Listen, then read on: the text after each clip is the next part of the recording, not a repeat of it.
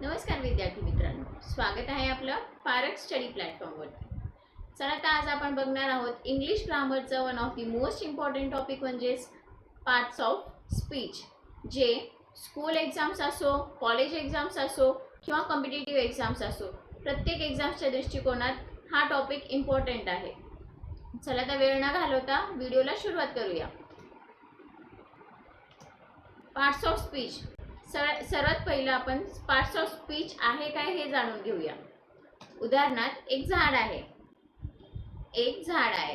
आणि हे जे वेगवेगळे पार्ट्स आहेत हे काय आहे? लीव्स आहेत, फ्रूट्स, तसंच हे ब्रांचेस आणि जमिनीच्या खाली झाडाचे मुळे असतात, ज्यालाच आपण काय म्हणतो? रूट्स. हे काय झालं? हे आपले ट्रीचे पार्ट्स झाले, पार्ट्स ऑफ ट्रीज. तसंच इंग्लिशमध्ये आपण संवाद करते वेळेस सेंटेन्स वाईज बोलतो ना, सेंटेन्समध्ये बोलतो, तर प्रत्येक सेंटेन्समध्ये जे वर्ड्स यूज केले जातात ते वर्ड्स त्या सेंटेन्सचे पार्ट्स असतात. उदाहरणार्थ फॉर एक्झाम्पल एक सेंटेन्स आहे आपल्याकडं, ही इज प्लेइंग. एक सेंटेन्स झालं आणि या सेंटेन्समध्ये हे जे वर्ड्स यूज केलेत, ही इज प्लेइंग, हे वर्ड्स काय झाले? ह्या सेंटेन्सचे पार्ट्स झाले. ह्यालाच आपण काय म्हणतो? Parts of speech. चला तर टोटल पार्ट्स ऑफ स्पीच किती आहेत ते बघून घेऊया.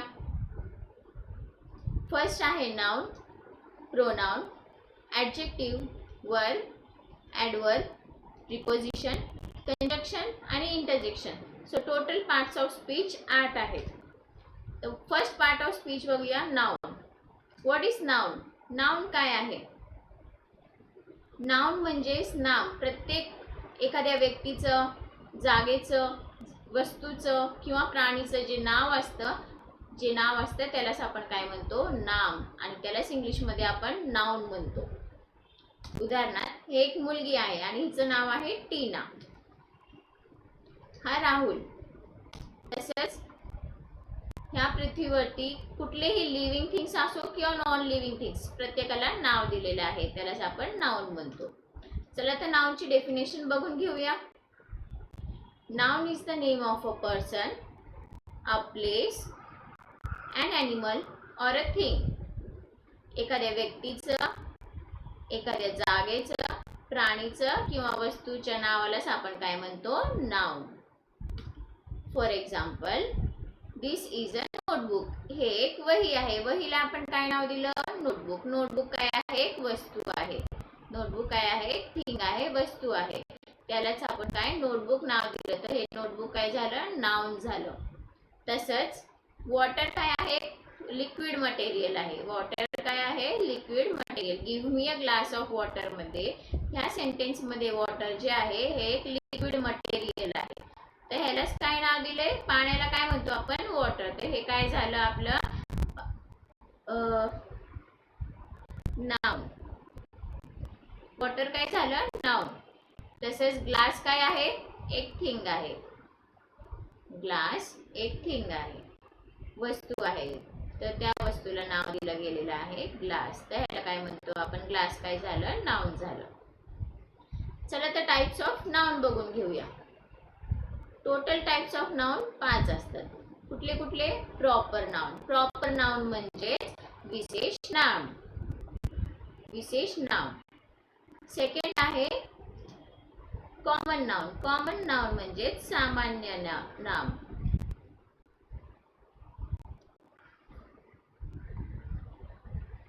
थर्ड आहे कलेक्टिव्ह नाउन. कलेक्टिव्ह नाउन म्हणजे काय? समूहवाचक नाम. समूहवाचक नाम. फोर्थ आहे ॲब्स्ट्रॅक्ट नाउन. ॲब्स्ट्रॅक्ट नाउन म्हणजेच भाववाचक नाम.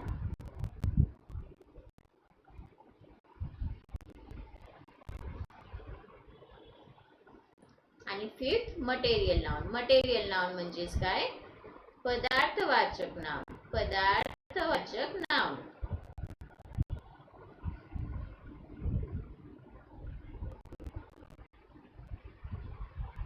चला तर विद्यार्थी मित्रांनो, इथेच थांबूया. भेटूया नेक्स्ट व्हिडिओमध्ये.